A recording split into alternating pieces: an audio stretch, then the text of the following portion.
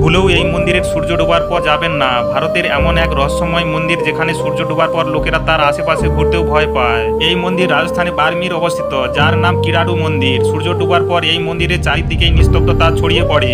স্থানীয় লোকেদের অনুসারে এই স্থানে এক সিদ্ধ সাধু নিজের শিশুদের সাথে এসেছিলেন, আর একদিন সেই সাধু নিজের শিশুদের রেখে কোথাও ভ্রমণ করতে চলে যান, আর তার মধ্যেই ওনার এক শিশু অসুস্থ হয়ে পড়ে। এই কারণে বাকি শিশুরা স্থানীয় লোকেদের কাছে সাহায্য চায়, কিন্তু কেউ তাদের সাহায্য করেননি।